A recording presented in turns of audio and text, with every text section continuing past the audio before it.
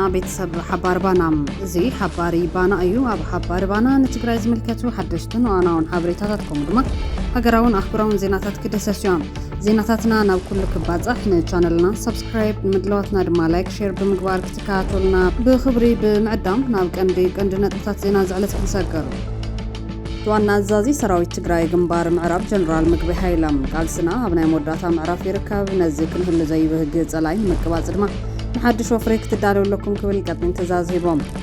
كابل بتنتا هزب تقراي زين وصل تلوخ هزب تقراي نفصل زين حفر حواكم من دقكم المهنها كنريكم هنا يكالكايو كمز كالكا ارقصنيهم መንግስት ኤርትራ ነቲ ብሰመዝ ፌደራል ዝኾኑ አይተጌታቸው ረዳን አይተሬድዋን ሁሴንን ዘቀረበ ክሲ ህዝብ ምላሽ ይብሎላ እስካብ ኤርትራ ዝተዋበ መልሲ ካብ ኢትዮጵያ ክፍጸም ዝሕሰብ ዘሎ ወራር ሽፋን ንምሃብ ዘቀረበ ምትላል ይዝብልዮም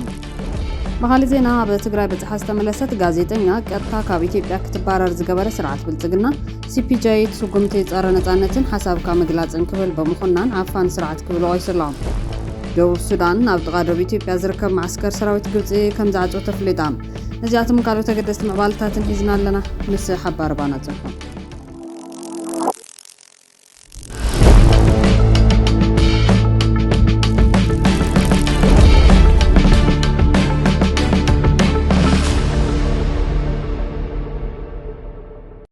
بقدمنا وانا عزازي سراويت تقراي جنبار معراب جنرال مكبي حيلم قالسنا ابناي موداتا معرف يركب نزيكن هلو زي بهجيز الاين مكبات دما نحدش وفريك تدارو لكم كبل قطن تزاز هيبوم ابتز حلف سمون مدقعت درون زي تفصملو كباب شرارو مدرخ عززتي سراويتن حزبن تساليطلهم كم حزبي نهلاونا عرس وصاننا مصاينا نقالسلنا قالسنا دما فتحون كونون سلازخونه كنعوتي نايلو جنرال مكبي حيلم أبكباب شرارو بسرعة بلتقنا قبل على سراويت تقرأ استفزوا متقعة درون حزبن سراويتن زرايو صنعاتن حرانا نادو من المغرب حيلتات مخته جنبار معراب مسو حزبن من محدارن كتما شرارون وردات تحت يديابون نابس تقبر زتايو نازي زقالتام قبل على سراويتنا زبطحنا نايدرون متقعتي زيادة يحرننا كبلو دما حيلتات مخته جنبار معراب هالرقاقي تملون أبتي بوتا ترخيو ملخت زحلفة جنرال مكبي حيلة كم زبالو صار حزب تقرأ زغونا سرعات بلتقنا قبل على سراويتنا متقعت درونا كايديو بزي زنبركا سراويت تقرأ كونا من محدارن حزبنا يهلون نحنا كمزبين هلونا نمثل رسو ساننا نمزعدلنا نمقهدن نقبر قالسي نحيي لنبر عين السكونا نيلوم قدمكمون عبيتي سراتكم حزبنا عاوي سرحة سرحكم اللهم دقاقيمة كبري هابلنا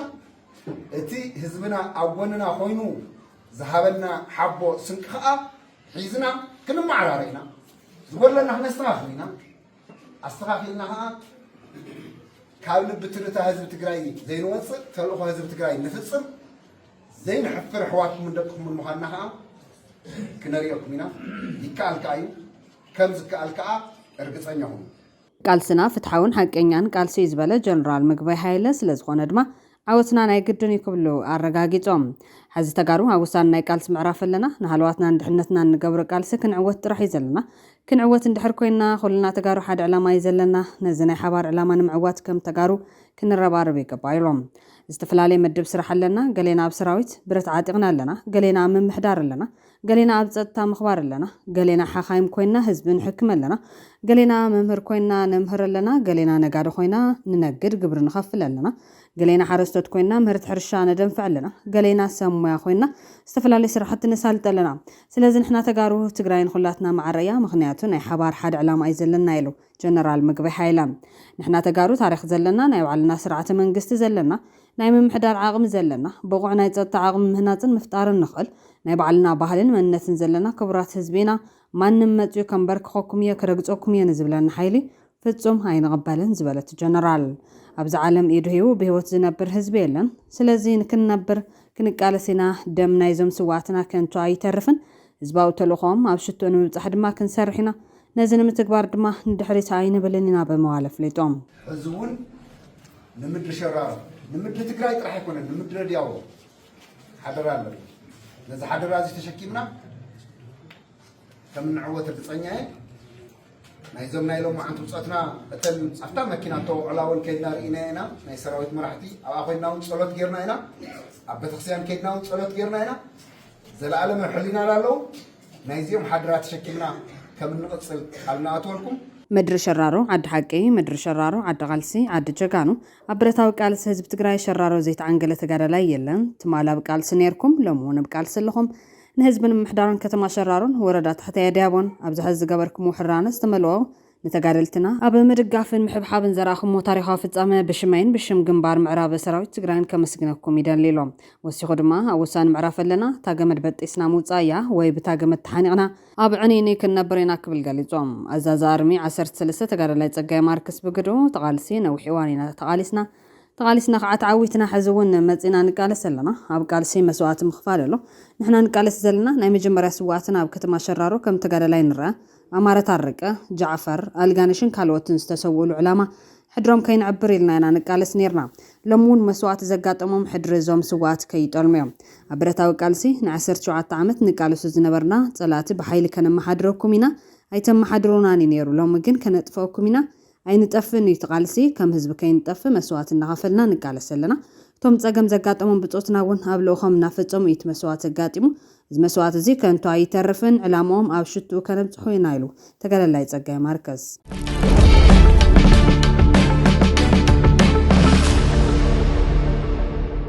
መንግስቲ ኤርትራ ነቲ ብሰመዝ ፌደራል ዝኾኑ ኣይተ ጌታቸው ረዳን ኣይተ ሬድዋን ሁሴንን ዝቐረበ ክሲ ህጹጽ ምላሽ ሂቦሎም ትካብ ኤርትራ ዝተውሃበ መልሲ ካብ ኢትዮጵያ ክፍጸም ዝሕሰብ ዘሎ ወራር ሽፋን ንምሃብ ዝቐረበ ዝብል እዮም ኣይተ ጌታቸው ረዳን ኣይተ ሬድዋን ሁሴንን ኣብ ሳልስቲ ኣብ ማእኸን ሓበሬታ አልጀዚራ ኣብ ዘስፈርዎ ነዊሕ ጽሑፍ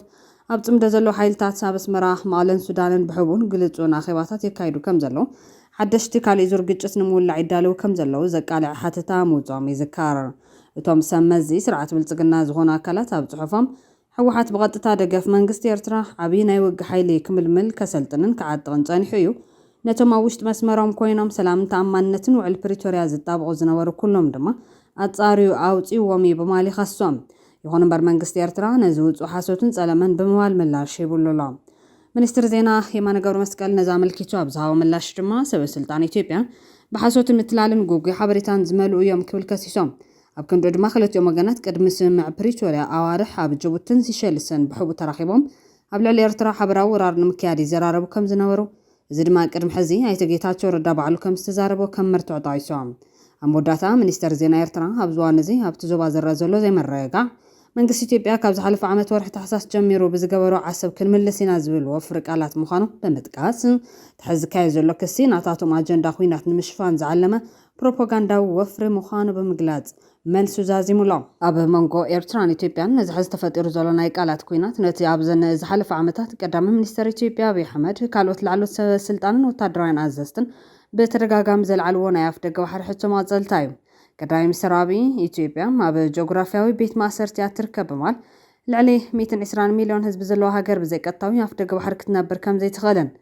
ቀይሕ ባሕሪን ኢትዮጵያ ተፈጥሮአዊ ዶባ ምዃኑን በመጥቃስ እዚ ሕቶ እዚ ብሰላም ወይ ብሓይሊ ክፍታሕ ከም ዝግባእ ብተደጋጋሚ ክገልጽ ጸኒሑ እዩ ነዚ መርገጽ ብምድጋፍ ድማ ላዕለዎት ወታደራዊ ኣዘዝቲ ኢትዮጵያ ሃገሮም ናይ ገዛ ርእሰ ሓይሊ ባሕሪ ክትጣየሽ ምዃናን ኣብ ቀይሕ ባሕሪ ወታደራዊ ማዓስከር ናይ ምርካብ ሕልማ استراتيجيكاوي قدامነት ከም ዝወሃቦ ክገልጹ ጸኒሖም እዮም መንግስቲ ኤርትራ ነዚ ካብ አዲስ አበባ በተደጋጋሚ ዝወሃብ መግለጽታት ብጽኑዕ መርገጽ እዩ ክምልሰሉ ጸኒሖም እቲ በዞም ክልተ ኢትዮጵያውያን ሰበስልጣን ይኹኑ በወገን አዲስ አበባ በቀጻሊ ኣብ ልዕሊ ኤርትራ ዝቐርብ ፕሮፓጋንዳን ናይ ምድንጋር ንወፍሪ ካልእ ግጭትን ተጻብኦን ንምጽሕታር ዝዓለመ ብማልያ ተቃይማቶ ዘላም ጂኦግራፊያ ባዕላዊ ቂዓተ እዊ ብምባል እውን ምስቲ ኢትዮጵያ ከተቀርቡ ጸንሐት ሕቶ መሰል ተጠቃምነትን ዋንነትን ኣፍ ደገ ባሕሪ ከም ዝተሓሓዘ መልክት ኣብ ኩናት ጽንተት ትግራይ ተሳታፊት ዝነበረት ኤርትራ ነቲ ቅድሚ ስምምዕ ፕሪቶርያ መንጎ ሕወሓትን ብልጽግናን ዘረብ ተገይሩሉ ነይሩ ዝበለቶ ንኤርትራ ንምጥቃዕ ዝዓለመ ውጥን ከም ዝፈሸለ ትገልጽ እዚ ከምዚ ኢሉ እንከሎ ግን ኣብ ኩናት ትግራይ ዝሞቱ ሰራዊት ኤርትራ መርዶም ዝምልከት ክሳብ ሕዚ ንስድሮም ከም ዘይተነገረን ኣብ ስድራቤታት ከቢድ ቅልውላው ፈጢሩ ምህላውን ዝወጽእ ሓድሽ ሓበሬታ ኣመላኺቶም ቅድሚ 6 ዓመት ኣብ ትግራይ ዝተወልዐ ኩናት ዛልቑን ዝተማርኹን ኤርትራውያን ሰራዊት ስድራቤቶምን መቕረቦምን ዓዊልካ ዘይተበኸየሉ ሞት ሕፁ ኮይንዎም ኣብ ከቢድ ስቃይ ወዲቖም ኣደዳ ሕማምን ሞትን ይኾኑ ምህላዎም ተገሊጾም እቶም ኢትዮጵያ ከይትበታተን ተባሂሎም ምስ ሰራዊት ማእኸላይ መንግስቲ ኢትዮጵያ ተጻሚዶም ኣብ ኩናት ክልል ትግራይ ኣትዮም ዝሃለቑ 10 ተሸሓት ኤርትራውያን መንግስቲ ኤርትራ ክሳብ ለይቲ ሎሚ መርድእ ስለ ዘይነገረ ولدن سدراويتن قدايات بخطر قوهن سقاين يموتن بحضور حمام يدن نسون كمزلو كاوشت عدي زترخب حبرت يردم تكاب حدار 2020 كساب 2020 كلتن أو كل تجراي كمون أب كلات عفارن أمحران استخيدا سقا خوينات منغست إرترا عد مسلطان سلف بلتسقنا نمكل خال بزحات كفلات سراويتن برقيداتن حدشت تعلمتي أبالات هاقراوي أقلقلوتن أب تبارع كم زتقبسو غيروام يوم أب تقوينات زموتون زسنكلون زتمارخون إرتراوين باواج زيت حبر كوانت خونام نقص قاسة سراويت تقران معقاتن نتزتبتاتنن سراويت بلتقنان محقازن سراويت إرتراب زي فلطبوتا بقدمة جنبار تسلفو سلازتواغان كاب 4,000 كساب 8,000 إرتراوين كم زهالغو استفلالي منشتاتي قلتوم أبتنا يستات 3 عمتات زسكحك حكوينات تقراي كاب 600,000 كساب 1 مليون هيوت كم زغزفة عسرت تاتشحات نبرتي كاب بيت نبرتهم كم استمزابلو كبير سباو قسات كم استفد زمن ببيلونات دولار زقمت نبرتن تكالاتن تحت غرزن كم زعنون كم زتزمتن أهجراويان تكالات يحبرهم منقست إرترا كابتم مجزات إثيوبيا نمزراق زتقادلو إرتراويان ببوانو بجزائرو زغنصلو من زسورو من زيقاتات كم سوات أي فلتون وي بيوتم كم زيلو نسرابيتهم أي يحبرون بتوساقيتهم كابجوكونا قجلا قدفنم لا طابقعو سدات مدربدا سهران ما خلاي بحرن ببوانو زتقفو إرتراويان كم إرتراويان كقحدهم أو حقرهم سنسرعات كبر كيف تسملو من كالكيلو مهلاو حبريتاتات يملخطشوم بزحات سدرابيتات إرترا هلوات دقوم كفلتو أفقودم محداراتن أبيت صحفتن كيدوم بترقاقام حتوتات كوان تغربو نفلتو يلن داقماي كيت حتونا كيت مزونا زولو مقنحتن سأمام إذنن ملسيز وهابم منقس إرترا أو كينات تقراي أو كن حيلتات بلتقنا نمحاران تسلفو سنتات تفت أمخوين حزد ماه مس بلتقنا ناب بوليتيكاون وتدرون وطرات يركابو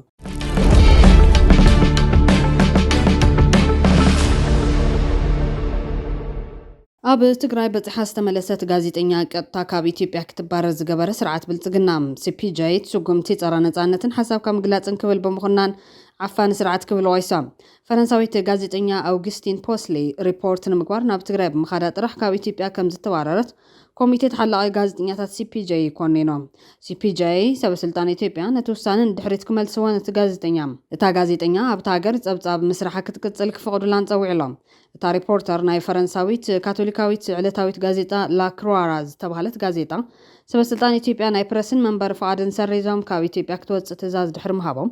ب4 سنه 2018 عام تمرت كاب إثيوبيا وزام تقلل لابز تحدث بوليتيكاون وتدرون وتركات تخم زخل هاب نبرتن زلو سكفتاتات نمصبصاب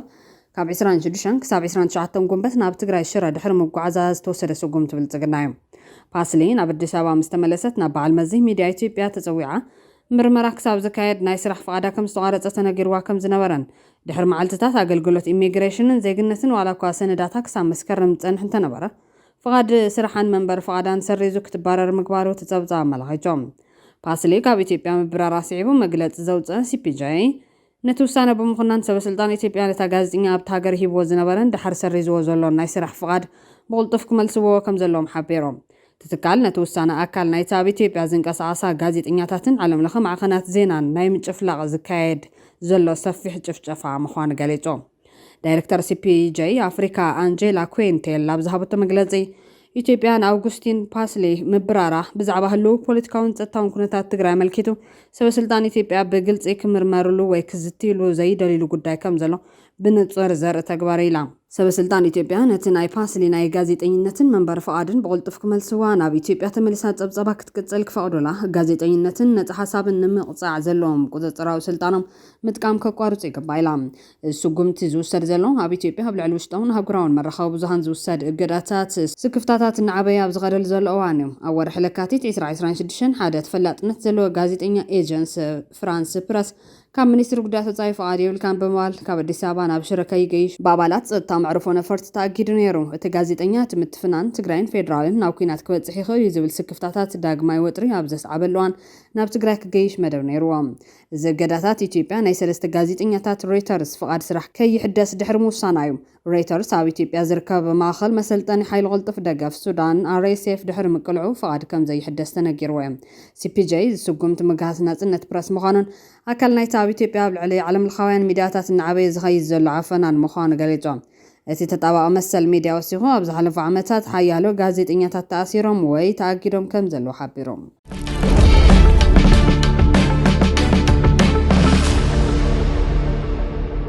ደቡብ ሱዳን ናብ ጥቓ ደቡብ ኢትዮጵያ ዝርከብ ማዕስከር ሰራዊት ግብፂ ዓፅያም ደቡብ ሱዳን ናብ ሸነኽ ላዕለዋይ ናይል ከባቢ ፓጋክ ክንቀሳቐስ ዝጸንሐ ማዕስከር ሰራዊት ግብፂ ብወግዒ ክዕጾ ትእዛዝ ኣመሓላሊፋ ኣብቲ ምስ ደቡብ ኢትዮጵያ ዘዳዊ ከባቢ ዝነበረ ወታደራዊ ማዕስከር ግብፂ ኣብ ዙርያ ግድብ ህዳሴ ዘለዋ ረብሓ ንምሕላው ትጥቀመሉ ዝነበረት ስትራቴጂካዊ ማእኸል ክትትል ከም ዝነበረ ጸብጻባት ይሕብሮም።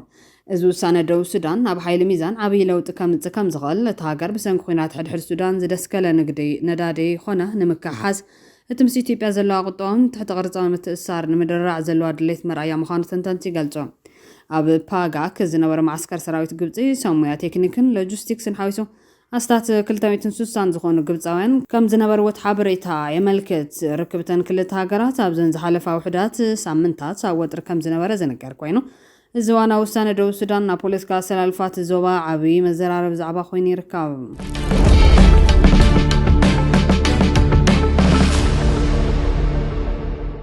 ምስ ኣሜሪካ ዝግበር ውዕሊ ንምብቃዕ ውግእ ኣብ ኢራን ቀሪቡ ከም ዘሎን ዳግማይ ምኽፋት መጻብ ሆርሙዝ ከም ዘጠቓለለን ሚኒስትር ጉዳያት ወጻኢ ኢራን ገሊጾም። ሚኒስትሪ ዓባስ ኣራግቺ ንሃገራዊ ቴሌቪዥን ከም ዝገለጾ እቲ ውዕል ነቲ ኣሜሪካ ብልዕሊ ኢራን ዘንበረቶ እገዳ ምልዓል እውን ዘጠቓልል ኮይኑ እቲ ብዛዕባ ኒኩለሳዊ መደብ ኢራን ዝግበር ዘተ ግን ጸኒሑ ክጅምር እዮም። ሰበስልጣን ኣሜሪካ ገለ ካብ ዝርዝራት ናይቲ ስምዕ ብምርግጋዝ ቁጠባዊ ረብሓታት ኢራን ናብቲ እተማልኡ ግዴታታት ዝተመርኮሰ ምዃኑ ገሊጾም ኣለዎም። እቲ ኩናት ብ28 ለካቲት 2026 ብመጥቃዕቲ ኣሜሪካን እስራኤልን ኣብ ኩሉ ኩርናዓት ኢራን ጀመረ ኮይኖም ንኢራን ድማ ብልዕሊ እስራኤልን ኣብ ወሽመጥ ዓረብ ዝርከባ ፈተውቲ ኣሜሪካ ዝኾኑ ሃገራትን መጥቃዕትን ክትፍጽም መላዓዒልዋ እዮም። እዚ ድማ ነቲ ንመጓዓዝያ ነዳድን ፈሳሲ ተፈጥራዊ ጋዝን ዓለምና ኣገዳሲ መስመር ዝኾነ መጻብ ሆርሙዝ ብውፅኢታዊ መንገዲ ዓጺዎ እዮም። ኣብ መያዝያ ስምዕ ምቁራጽ ተኽሲ ክገብራ እኳ እንተኸኣላ ኣሜሪካን ኢራንን ሓልሓሊፈን ምልውዋጥ ተኽሲ ኣካይደን እየን። ኣብ ሰሙን እዚ እኳ 2,000 ሕድሕድ መጥቃዕታት ኣካይዶም ነይሮም። ፕረዚደንት ኣሜሪካ ዶናልድ ትራምፕ ብሓሙስ ከም ዝገለጾ ነቲ ኣብ ልዕሊ ኢራን ክካየድ ተመዲቡ ዝነበረ መጥቃዕታት ሰሪዝዎ ኣሎ። ምኽንያቱ እቶም ወከልቲ ዘተ ዓብዪ ስምዕ ስለ ዝገበሩ እዮም። እዚ ውዕሊ እዚ ድማ ብቕልጡፍ ክፍረም ተኽእሎ ኣለዎም። ትማሊ ዓርቢ ማዕኸናት ዜና ኢራን ገለ ዝርዝራት ናይቲ 14 ነጥብታት ዘለዎ ዝተባሃለ ውዕል ዘርጊሐን ኣለዋ። ትራምፕ ግን እዚ ምስቲ እንተስማዕማዕናሉ ውዕላት ምንም ርክብ የብሉን ከምኡውን ምስ ሓቂ ዘራኽብ የብሉን ክብል ገሊጽዎም። ድሕሪ ውሑዳት ሰዓታት ቀዳማይ ሚኒስተር ፓኪስታን ሼህባዝ ሸሪፍ ኣብ መንጎ ኣሜሪካን ኢራን ምስ ተገበረ መዘክር ምርድዳእ ኣብ ስምዕ ተበፂሑን ናይ መወዳእታ ውሳነ ይጽበን ከም ዘሎ ገሊጾም። ሚኒስትር ጉዳያት ወጻኢ ኢራን ዓባስ ኣራግቺ ኣብ ሃገራዊ ማዕኸናት ዜና ከም ዝጠቕሶ ትእዛዛም ውዕላት ኣብ ላዕለዋይ ቤት ፍርዲ ሃገራዊ ጸጥታ ኢራን ደገፍትን ተቃወምትን ከም ዘለዎ ገሊጾም። ይኹን እምበር ሓበራዊ ውሳነ ከም ዘይተበጽሐ ወሲኹ ገሊጾም። ንሕና ክንጽበ ኣለና እንተጸዲቑ እቲ ውዕል ክፍረም ኢሎም። እስራኤል ኣብዚ ንምንዋሕ ምቁራጽ ተኽሲ ዝዓለምን ኣብ ካሊእ ኣገደስቲ ጉዳያትን ኢድ የብላን። ንዓሰርታት ዓመታት ኢራን ብሃገራት ምዕራብ ኒኩለሳዊ ኣጽዋር ንምምዕባል ትፍትን ኣላ ተባሂሉ ክትክሰስ ጸኒሓ እያ። ቴሄራን ግን ነቲ ክስታት ብምንጻግ መደባታ ንሰላማዊ ዕላማታት ምዃኑ ትገልጽ። بعرب الحرقات مس ጋዜጠኛታት ኣብ ዝተገበረ ዝርዝራዊ መግለጺ ሰበስልጣን ኣሜሪካ ከም ዝሓበርዎ እቲ ውዕል መጻብ ሆርሙዝ ዳግማይ ክኽፈት ክገብር እዮም። ኣሜሪካ ድማ ከም ኣምሳኣዩ ኣብ ልዕሊ ወደባት ኢራን ዘንበረቱ እገዳ ከተልዕሎ እያ። እዞም ስጉምታት እዚኣቶም ብቕልጡፍ ተግባራዊ ክኾኑ እዮም። ብድሕሪ ድማ ንሱሳ መዓልትታት ኣብ ምምዕባል ዩራንየም ኢራን ዘተኮረ ዘተቃልጽል እዮም። ሰበስልጣን ኢራን ከም ዝገለጽዎ እዚ ኩሉ ንዋት እዚ ኣብቲ ቦታ ክጣፋን ካብቲ ሃገር ክእለን ከም ዝግበር ገሊጾም። ይኹን እምበር እቲ ልክዕ መስርሕ ከመይ ከም ዝኸውን ገና ይስርሐሉ ኣሎ። ኣብ ቁጠባዊ መዳይ ሰበስልጣን ኣብ መጀመርታ ዝኾነ ገንዘብ ከም ዘይወሃብ ኣስሚሮምሉ ኣለዉ። እዚ ድማ ገለ ካብ ሃፍቲ ኢራን እተቐንዲ ዘተ ቅድሚ ምጅማሩ ክልቀቕ እዩ ዝብል ናይ ቀደም ፀብፃባት ማዕኸናት ዜና ኢራን ዝነፀገ ይመስል። ኣብ ክንዶ ሰበስልጣን ኣሜሪካ ከም ዝገለጽዎ ኢራን ናብቲ ዓለማዊ ቁጠባዊ ደረጃ ብደረጃ እትጽንበረሉ መስርሕ ክህልዩ እዚ ድማ ከም ምልዓል እገዳታትን ናብቲ ገንዘብ ደረጃ ብደረጃ ምልቃዕን ዝኣመሰሉ ስጉምታት ዘጠቓልሉ እዮም። እቲ ውዕል ኢራን ነቶም ኣብቲ ዞባ ዝርከቡ ብውክልና ዝዋግኡ ከም ሂዝቦላህን ካልኦት ኣብ ማእኸላይ ምብራቕ ዝርከቡ ጉጅለታት ፋይናንሳዊ ደገፍ ምሃብ ከተቋርጽ ይጽዋዕ።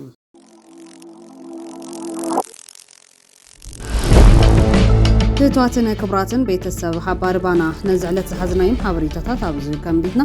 ንቻነልና ሳብስክራይብ ብምድላትና ድማ ላይክ ሼር ብምግባር ቤተሰብ ሓባር ባና ሁኑ። ሰላም